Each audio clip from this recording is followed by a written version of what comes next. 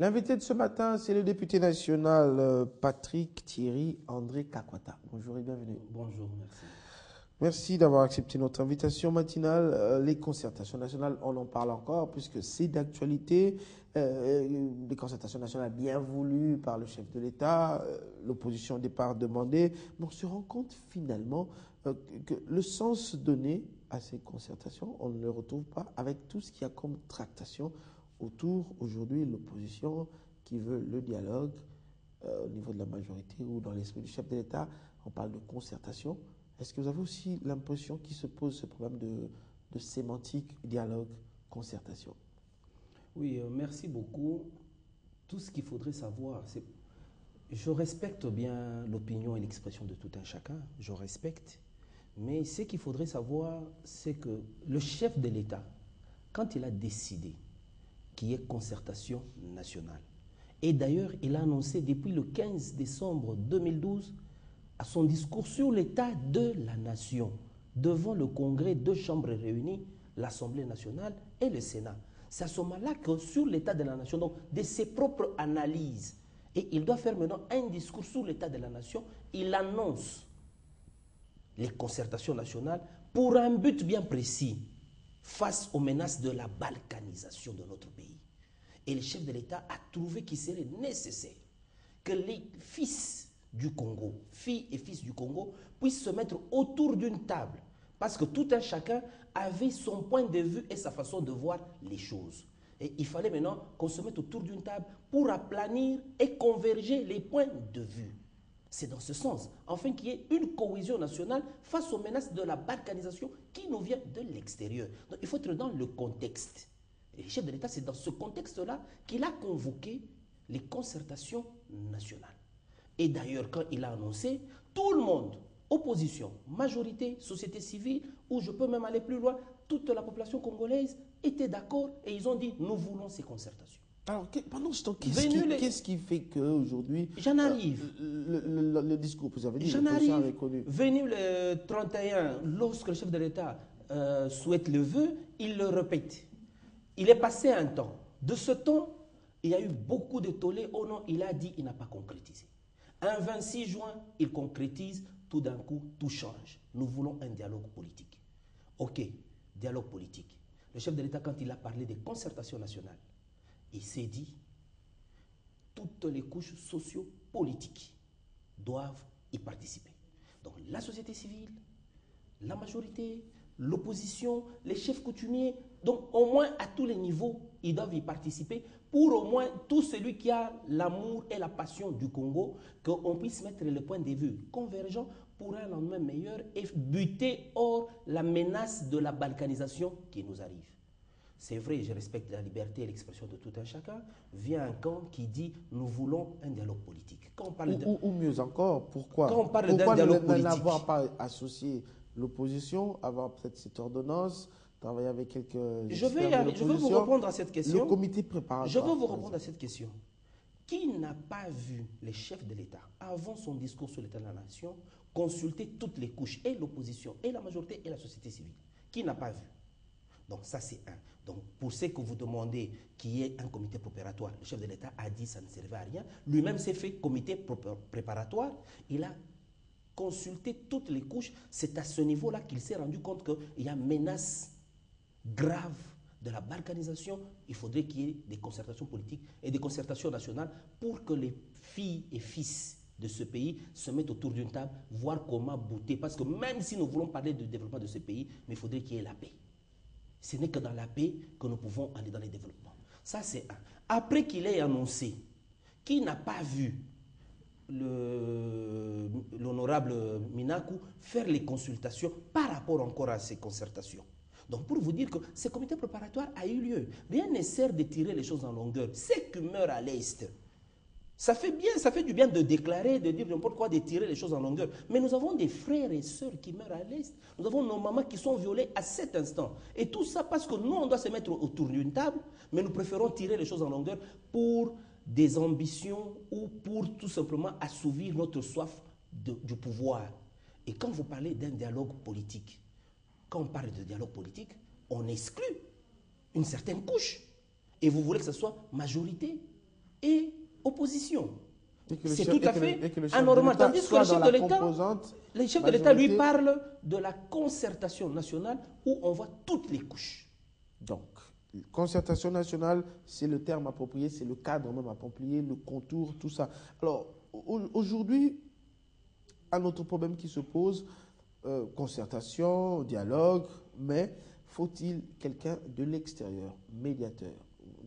De loin où j'étais un peu plus loin, mais sur Internet, on est arrivé à suivre les informations de Kinshasa. On a même vu, par moment, on a proposé que ce soit le président Sassou Nguesso, l'opposition qui était réunie à Limité, les conclusions. On revient encore sur les problèmes de légitimité. Respectons, depuis 1960, 30 juin 1960, la République démocratique du Congo a accédé à son indépendance et sa souveraineté. Mais quand sur le plan S'il vous interne, plaît, quand sur le plan interne, on J'en arrive pas, on a toujours besoin du Respectons le voisin. droit international et la diplomatie. Vous croyez qu'un chef de l'État peut prendre maintenant là une ordonnance désignant un président de notre pays, une ordonnance présidentielle du Congo désignant un président de notre pays? Ça, c'est un. Et puis de deux, c'est de l'injure. Est-ce que nous, Congolais, ici, on ne sait pas se mettre autour d'une table, traiter nos problèmes nous-mêmes? Parce que c'est un problème, je vous ai dit, c'est tout simplement chacun voit de son point de vue, de sa façon, mais on préfère approcher la personne pour qu'on puisse converger les points de vue pour un Congo uni. Honorable Kakwata, vous avez posé une très bonne question. Est-ce que nous, les Congolais ou les Congolais sont incapables? Mais on se rend compte finalement que les Congolais sont incapables. Sinon, si on va donner des exemples. Non, il y a une couche qui croit que nous sommes incapables, mais on n'est pas incapables parce que je vous dirai. La plupart des cas où les Congolais se sont retrouvés, si ce n'était pas à Addis Abeba, si ce n'était pas à Sun City, si ce n'était pas à Pretoria, et c'était aussi sous les auspices peut-être de l'Afrique du Sud. On a même vu, s'il faut revenir un peu plus loin, 97, c'était Mandela, à l'Utenika, Mobutu. On se rend compte qu'il faut toujours quelqu'un de l'extérieur parce qu'en interne, sinon il y aurait toujours ces réunions de limite. S'il vous plaît, je vais en arriver, je vais vous répondre. Ce qui est mieux, il faut comprendre ceci, que les contextes changent. Nous ne sommes pas dans les mêmes contextes où on a vu Utenika. Nous ne sommes pas dans les mêmes contextes où on a vu Addis Abeba, non, Addis Abeba, bien sûr, nous sommes là parce que nous avons une agression et une balkanisation, mais nous ne sommes pas dans le même contexte où il y a eu Lusaka 1 et Lusaka 2. Et quand on parle même de facilitateurs, donc cela veut dire qu'il y a deux personnes qui ne s'entendent pas.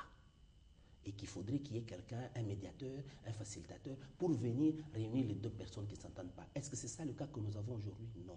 Quand on a vu Utenika ou on a vu Mandela, on était dans un parti unique qui demandait qu'il y ait une démocratie et après, on n'a pas vu ces démocraties. On n'a pas vu l'alternance. Sun City? Mais dans Sun City, nous étions avec un pays qui était déjà dans une partition.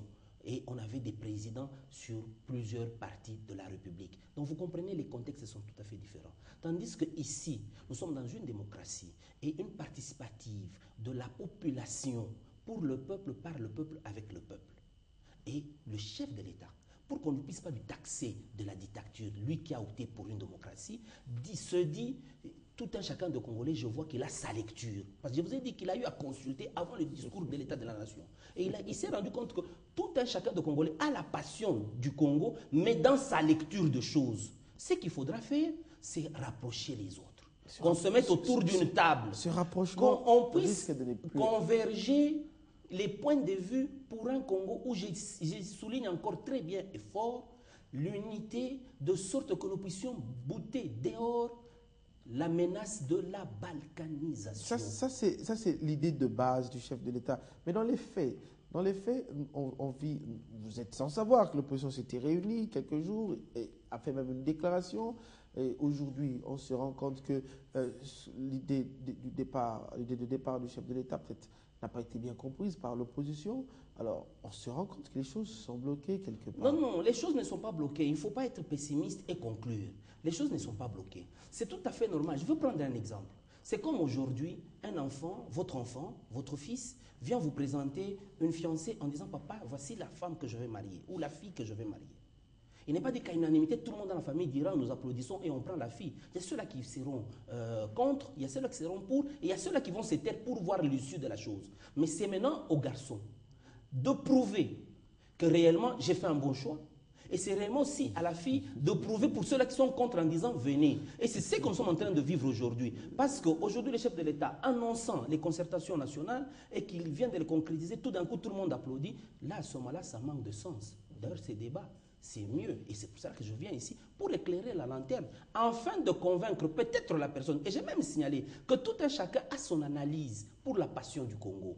Et qu'il faudrait qu'on se retrouve autour d'une table pour converger. Et c'est pour cela que vous avez vu, quand on a appelé concertation nationale, il y a eu tout un débat, il y a ceux qui veulent le dialogue politique et tout ça. Donc ça concrétise réellement que nous sommes divergents.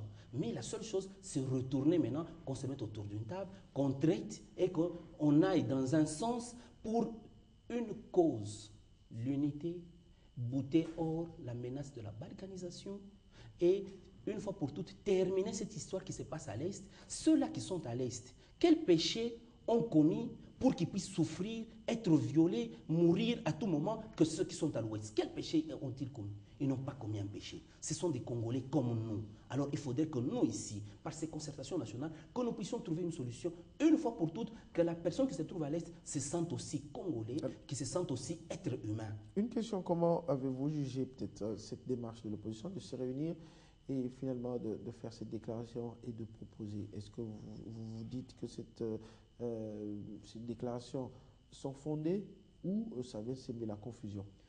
Non, vous devez savoir que il faut toujours, je ne cesse de le dire, nous sommes dans une démocratie et nous devons respecter l'opinion et l'expression de tout un chacun. Et s'ils se sont réunis, c'est tout à fait normal. Ils se sont réunis pour un but bien précis, l'amour du Congo.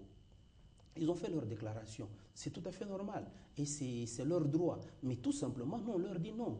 Dans la voie dans laquelle vous êtes, ce n'est pas celle-là pour laquelle nous sommes. Nous sommes sur une manière parallèle. Revenez d'abord sur celle-ci. Si vous voulez le dialogue politique, viendra. Mais pour l'instant, il y a une menace. Pour l'instant, il y a ceci. Revenez d'abord dans ceci. Parce que même quand on soulève ou on évoque le cas de l'accord cadre ou de la résolution 2098, mais c'est parce que vous n'avez pas lu cet accord. Ou soit vous n'êtes pas allé aux profondeurs en le terminant. L'accord parle même du discours du chef de l'État. Suite au discours du 15 décembre de l'État de la Nation. L'accord soulève cela. Donc, si bien que cet accord a été signé sur base de ça. De réformer l'armée, la sécurité. Réformer l'armée. Et vous avez vu le chef de l'État dire parmi les thématiques réforme institutionnelle. Donc, ça s'y trouve. Même le discours où le chef de l'État dit les concertations. L'accord cadre reprend cela. Donc, quelque part, et puis il faut prendre la chronologie. Le chef de l'État l'annonce le 15 décembre. Il renforce le clou le 31 décembre. L'accord ne vient qu'au mois de mars, mais en appuyant ce que le chef de l'État a annoncé. Et le chef de l'État n'est que dans la même lignée et il est en train d'évoluer. Mais bon, tout un chacun a sa façon de voir. Il y a ceux-là qui viennent et disent non, c'est une manière d'une révision constitutionnelle. Mais nulle part dans l'ordonnance, il est écrit révision constitutionnelle. Nulle part. Et il n'y a pas plus longtemps que le mandat passé, quand il y a eu un problème de révision constitutionnelle, est-ce que on est passé par les concertations? Non. La Constitution est claire sur ce qui est des mécanismes de la révision. Et c'est un référendum et tout. On n'a même pas besoin de la révision constitutionnelle. On fait une révision constitutionnelle que quand il y a péril en la demeure ou quand les institutions ne marchent pas. Quelle est l'institution qui ne marche pas pour qu'aujourd'hui qu'il y ait... C'est pas l'opposition qui parle de crise d'institution. Quelle crise institutionnelle? Parce que l'accord cadre reconnaît les chefs de l'État. 98 reconnaît les chefs de l'État. Vous avez vu dernièrement le président Obama en Tanzanie. Il a dit, monsieur le président Kabila. Donc il le reconnaît. Bon, mais maintenant, quelle crise institutionnelle avons-nous aujourd'hui? C'est pourquoi j'ai dit, parce que vos sœurs, vos mères sont bien ici à l'ouest, vous vous permettez de dire, moi j'ai vécu la guerre. Je connais qu'est-ce que c'est les affres de la guerre. Ayons pitié et sachons que ceux-là qui vivent à l'est sont nos frères, sont nos sœurs, ce sont nos mamans qui sont violées. Même pour cet amour, mettons-nous autour d'une table, terminons cette situation. Et après, on évoluera. Il n'est pas dit que tout s'arrête. Est-ce que vous croyez à la bonne foi de l'opposition aujourd'hui? J'y crois et ils vont revenir à la raison. De l'histoire, on a toujours vu que finalement, à la fin, même pour fédérer entre elles, par exemple l'opposition, ça a toujours posé des problèmes. Alors vous pensez que ça sera facile de fédérer